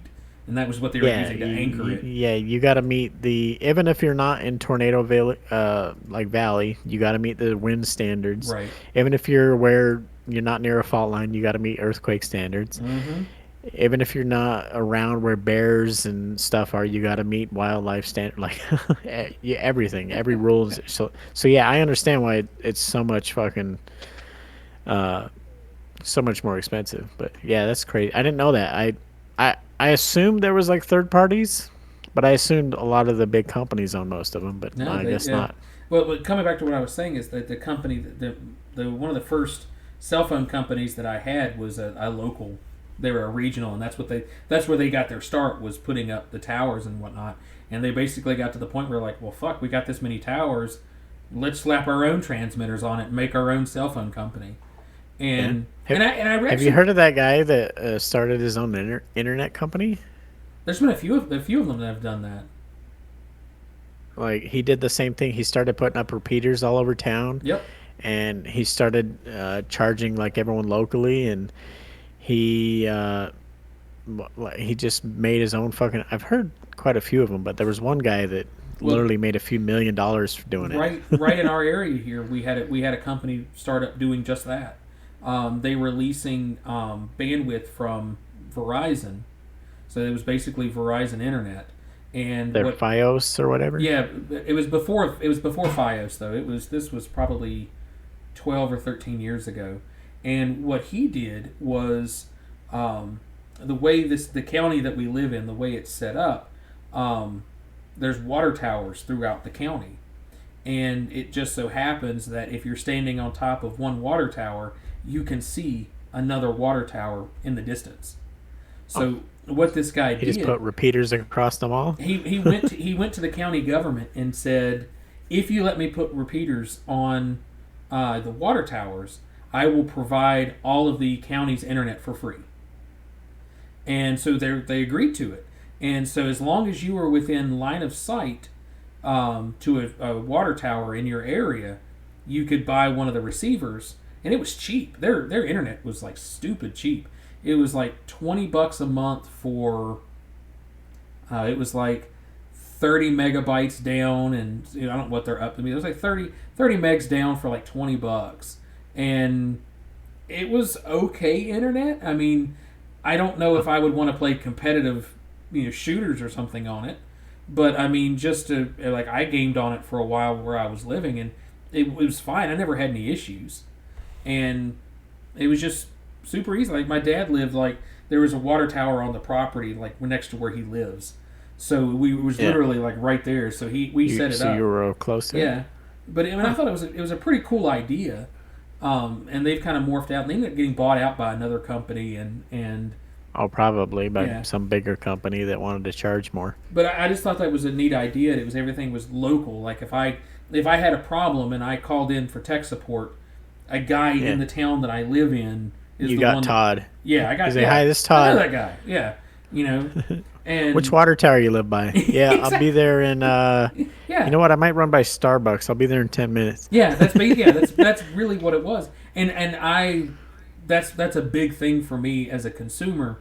Is I really like to buy as local as possible, and that's why I liked the cell phone company that they had. Was if I called and if I had a call in for tech support, it was like an hour away is where their call center was. So that was that was really cool. That I was I could call them. I knew that I was getting someone that Sir, I am living very close to you. I am that. right down the street. I'm telling you. And there for a while I would get really angry about that, and then I realized that they have a really thick Indian accent. I have a really thick redneck accent. So neither one of us can understand each other, and we both get Sir, frustrated. please stop yelling, and you're not even yelling. Yeah, exactly. So you're like, what's your fucking name? My name is Steven. I'm telling you. They always have the fake fucking American name. It's like, just tell me your real name. Yeah. I'm not one of those weirdos. Like, none of us believe, whether you're racist or not, you don't believe that dude's name is Steven. Oh yeah, no, we all know it's not Steven. Just tell me your real fucking name. Yeah. You're making me mad by lying already out of the fucking gate. Exactly. Oh, okay, Steven. I immediately think that. It's always fucking Steven too. Like, and it's like, oh, really? Your name's Steven? Well, I'm Hishababa. Yeah. Oh, well, you're Steven? Yeah. I'm Roger Bag. Yeah, exactly. But that was something that being local and whatnot is really important, and I really liked it. And they ended up getting bought. By Sprint, and so I became a Sprint customer. And then Sprint got bought by T-Mobile. Sprint go under? Well, they got bought by T-Mobile. And, that's right. Yeah, and we just had to make that transition this year. Yeah, so now there's the three basically. There's T-Mobile, AT&T, or Verizon. Right. It's kind of your choice. Then there's a bunch of little or smaller guys. In our area, in our direct area, we have T-Mobile, Verizon, and then there's a smaller U.S. Cellular. I forgot about that. They don't really count anymore. Yeah, they're like that second tier. Yeah, and but that's it. Anybody that has AT&T now bounces off of Verizon towers. Like there is no AT&T coverage here, and which I find it interesting. A lot of the kids that come down from say Northern Virginia, which is a big thing. A lot of Northern Virginia kids will come to Virginia Tech to go to school. It's a big pipeline. There's a whole thing. But they come down here, and then you hear them complaining that there's no good coverage. It's like, sorry, that's just the way it is.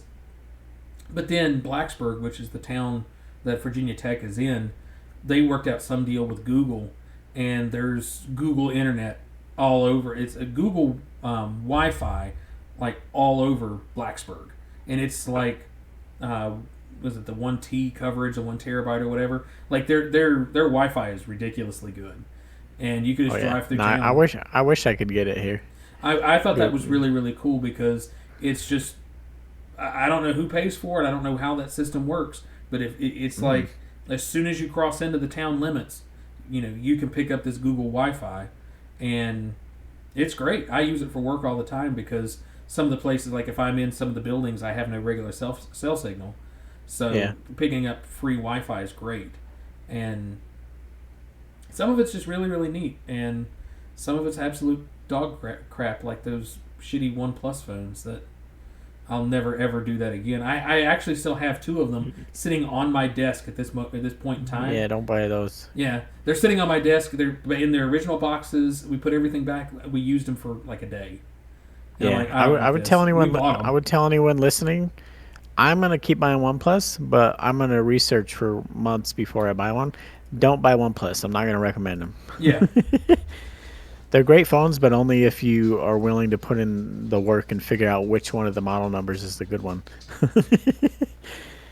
It's not always by price either. Sometimes the middle of the road, the $450 one's way better than the $900 one.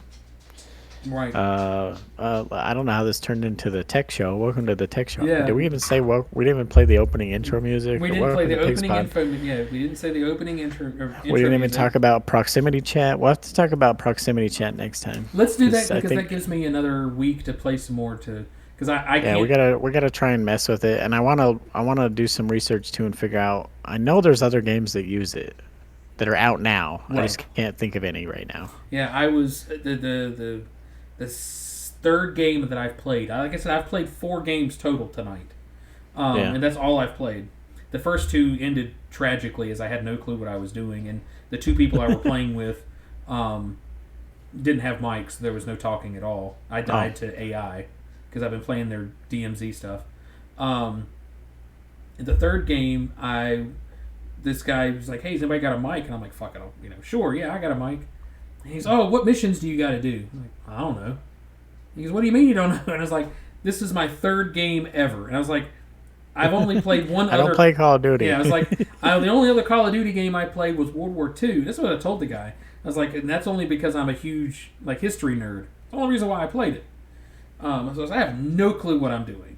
And he's like, "Oh man, no problem. Let me show you." So he was showing me on the map, "Oh, you got to pick up this stuff, and you can loot these guns and do all this stuff." And I was like, "Oh, this is pretty cool."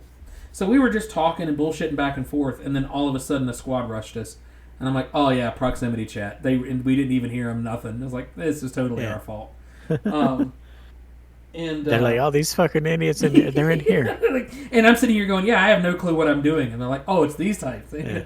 That's the fun thing about proximity chat. You can hear it, but if you're not in game chat, you don't have or proximity on. Yeah. So so I ended up dying, and then I was playing another one, and I was doing okay, and then I was basically learning the way DMZ worked. And when you messaged me about starting, I'm like, "Give me just a minute. I'll rush to get out of the DMZ so I can save my stuff." And I died. I have not. Everything I've started with, I've died. I've not been able to loot anything and get it out.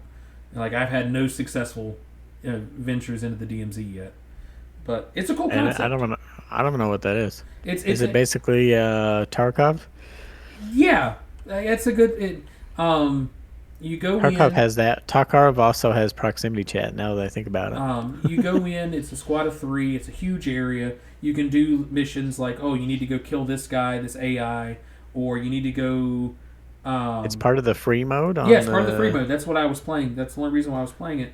And as you go along, you can find like, "Oh, here's a bottle of water that's worth $10. Here's a thumb drive. It's worth $150. Here's a comic book. It's worth $10." And you can collect these things. And then there's physical places on the map that you have to go to exit. And if you can exit out those places, then whatever you have with you you can keep, or it gets cashed out and you get the money, or if you find a gun or something and you make it out with it, you get to keep the gun. But anything you have in the game, if you die, it's gone. Like you don't get it, you don't get to keep it. It's gone forever. Now there's. I think that's how Tarkov works. I don't know. I've only played like 1 or 2 games of Tarkov. But as I was playing, I was like, oh, this is pretty cool because I like the fact that there was a lot of AI on the field. That they're doing their thing, they're guarding a little area or they're patrolling or whatever. So that's pretty cool that you can interact with both PvE and PvP stuff. And Yeah, see, I didn't even know they had that. You told me you were playing DBZ, and I was like, "What the fuck? Is he saying Warzone?" But he's dumb. Yeah, no, it's demilitarized saying. zone. Yeah, demilitarized zone. But when we finish up here, jump on. I'll show you. It's actually kind of fun. I mean, it's a good palate. No, it's not. It's Call of Duty. I know. Well, I even told the guy. I told the guy, it's like the only reason why I'm here is because this thing has proximity chat. It's like and that's it's free. And it's free. But as I'm playing it, like this is actually kind of cool. I could actually get into playing that. Like it's not a BR. You don't have to worry about all that bullshit. You jump on with your 2 of your buddies. The 3 of you go out. Do some things. Get out. Save your money. Make stuff. Upgrade your guns. It's a cool idea. It's a cool concept, and I like it. So I'm gonna try it. Is that your cream of the week then? I think so. Like this cream of the week is only 2 hours old for me, but yeah, I think I'm gonna go with that. I haven't really done anything else. Well, sometimes fresh cream is good too. Oh, I do. Before you go on to your cream of the week, let me do the one thing I really wanted to do before we wrap up. For those that came out to the Avenging Crusade Memorial, thank you for coming. We had a lot of fun. I streamed for right at 7 hours. Mystery did the full 12-hour stream that he wanted to do. I couldn't. They were getting close to wrapping up, and I'm like, I'm done. I'm tired. Played a lot. We played all custom games. Played some custom games that I'd never played before, which was really cool. We had a lot of fun. For maybe 3 or 4 hours, we had a completely full lobby. We had 16 people in there playing. And that was nice. A ton of fun. So it was a great success. I haven't gotten the numbers from Mystery as to how much money we raised. But I know, Rabble, he was there. I finally got the game with Rabble, which was pretty cool. Finally you tricked him. Yeah. I don't know, like I said, I don't know the final numbers. I know we sold somewhere in the neighborhood of 10 t-shirts. Or maybe more. I don't know. That's not bad. No, it's really not. So I saw the new design of the new ones is pretty cool. Yeah, it's Mystery designed it. It looks great. I was there for 7 or 8 of the t-shirt sales, and I bought a t-shirt. So I know we did. I think we did really well there. I don't know if Tonix came through with it or not. But Izzy gamed with us. She played with us for a few hours. Tonix pledged $50 if Isabel could kill me in one of the game types. And she did. We were playing Snipe-A-Mole, and she ended up actually getting she killed me 2 or 3 times. So hopefully Tonix was able to complete the pledge. So I know that if assuming he did, we raised at least $50 there. We had a lot of people that were donating bits. We had a lot of people that bought gifted subs. All of that was going to the family. So, well, might have been a good year then for it. Honestly, I think this is probably the best year. This was the best year worth of turnout that we had, and I know this is the best amount of money that we've raised. So sweet. This was a really good year. We played with. I think we played with his dad and brother. I think it was his brother that was there. His girlfriend. It's cool that they still stay in contact with you and Mystery and. Yeah, we talk to him. We talk quite often. I'm friends with his mom on Facebook, and we talk quite a bit, and that's how we keep the family in the loop of what we're doing. Is we put everything through his mom, and she was in the stream. She messaged me this morning and said that she fell asleep sometime during the stream, so she didn't see the end of it. But she was in the stream. The girl that was with avenging the night that it happened, she was also shot. She survived. She was supposed to play with us, but they were having connection issues or something. Something prevented them from being able to play, which was kind of a bummer. We'll get them next time. So I'm hoping to get them next time, and I'm hoping in this coming year, I'm going to go out to Oregon to visit some friends out there, and my goal is to make it to Utah to see you and Smokey, and make it up to Washington where they live, because they live in right outside of Tacoma. That'll be fun. And yeah, I wish I could have. You guys started when I'm at work, so I couldn't. And then when I got home, I also don't have MCC installed because I installed Halo Infinite. Mystery said they might hit that, and I was like, well, that's a smaller install than MCC. It actually is, and I have the room for that. I don't have to worry about.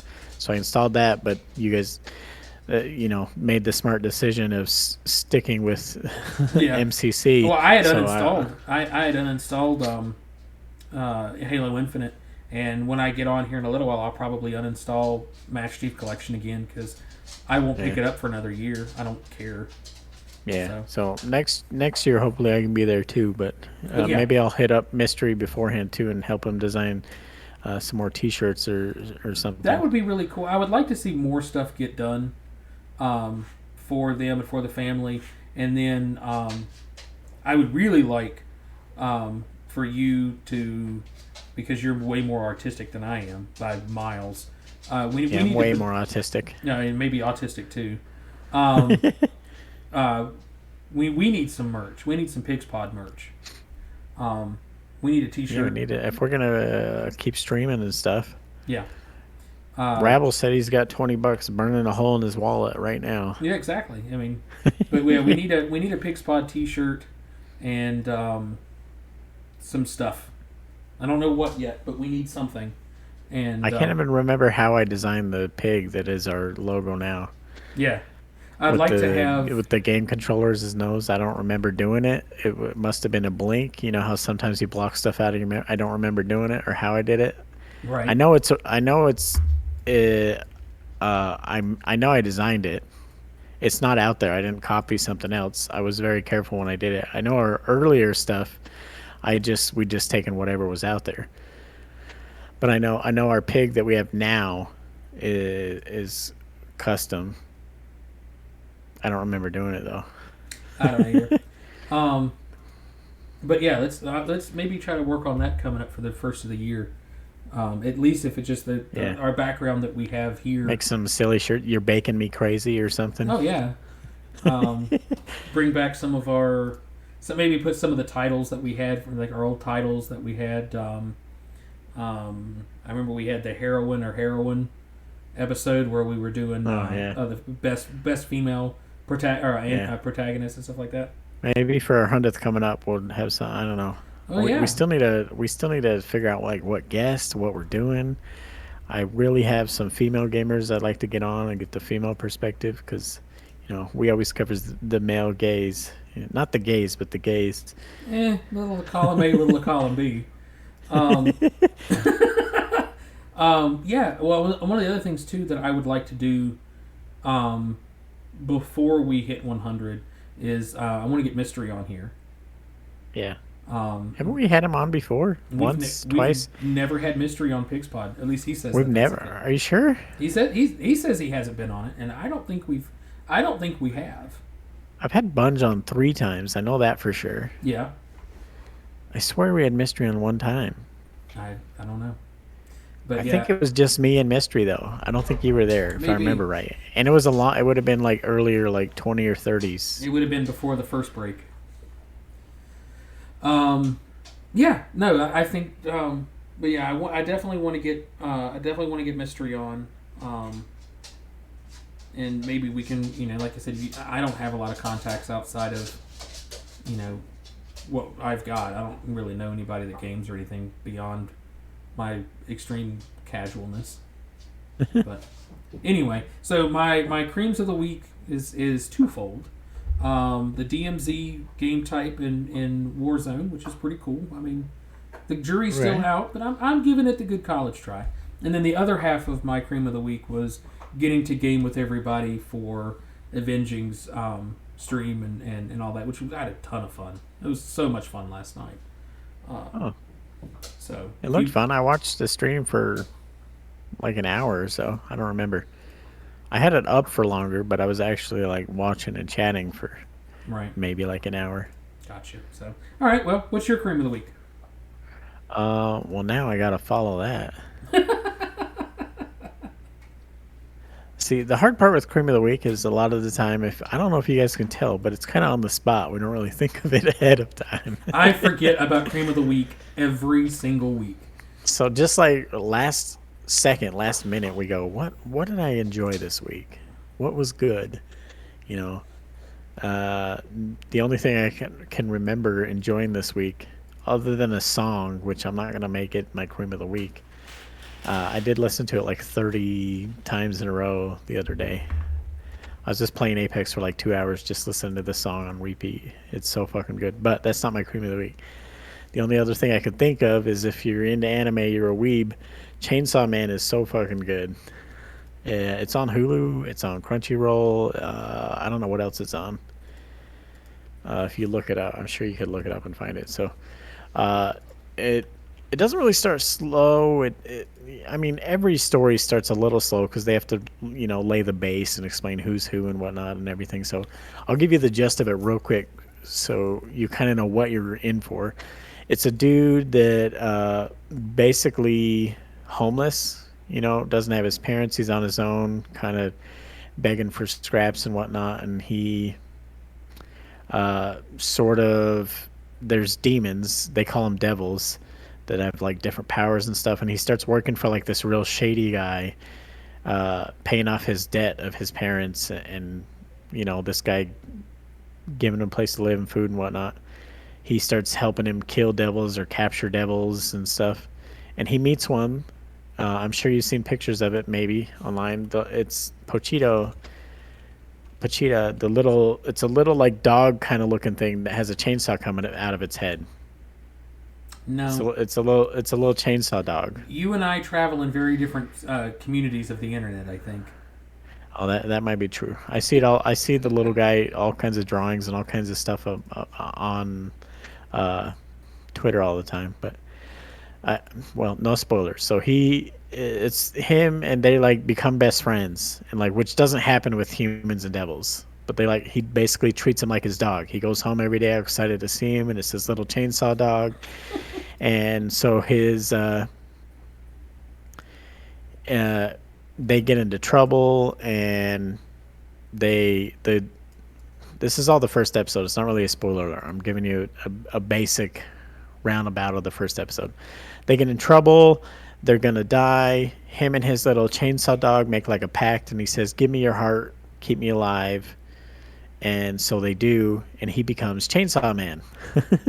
He has like a ripcord on his rib cage that he pulls, and these chainsaws, one of them comes out of his head, and the other two come out of his arms, and now he's Chainsaw Man, and he can just like rip and shred through people.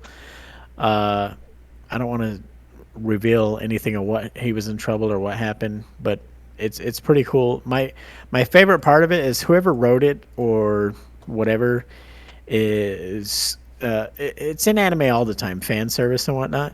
But he's a real horny dude, so it's funny. So like he tells Pochita when he makes the deal with him, he's like, "Help me stay alive, and I'll achieve my ultimate goal, my dreams. I'll achieve all my dreams, and you'll be with me." And so like his dream for multiple episode is to touch boobs. He's like, "I'm gonna touch boobs," and like he meets this other devil girl named Power, and he's like, "Please, what do you need me to do? I'll touch your boobs." And she says, "Oh, this other devil took my cat. Will you help me go get it back?" And he's like, "Can I touch your boobs?" And she's like, "I'll let you touch them 3 times." And he's like, "Oh my god, let's go!" And like, so it's fucking great having your entire life goal be to touch boobs. Like, it's a good show. There's only 6 episodes out right now, the time we're recording this episode. But yeah, it's on Hulu. or Crunchyroll if you have that. I assume if you have Crunchyroll, you're into anime. You've already watched it, but uh, yeah, it's a good time. It's funny. So know it going into it that it's not kid appropriate, sort of.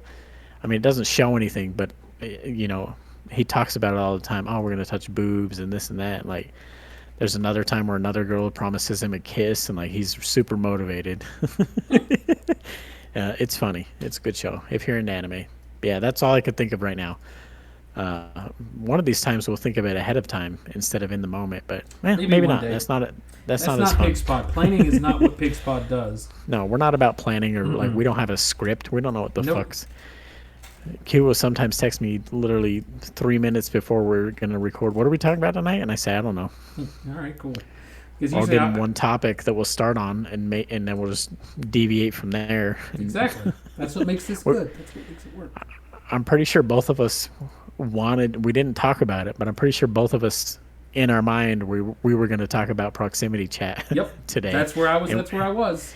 and we didn't. So Well, let's, that's PigsPod. let's go do some more show research. How about that? Yeah. So R.I.P. Drunken Halo. Dicks out. I wonder if they'll ever do another episode. Who knows?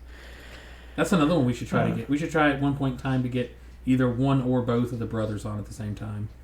Yeah, we need to. Yeah, we need to. We'll figure it out. Maybe that'll be the 100th episode we have. See if we can get the Bryce. But maybe we'll have like a. Instead of having everyone on all at once, that'll be too chaotic. Maybe we Right. have like chunks. We do like a 10-minute.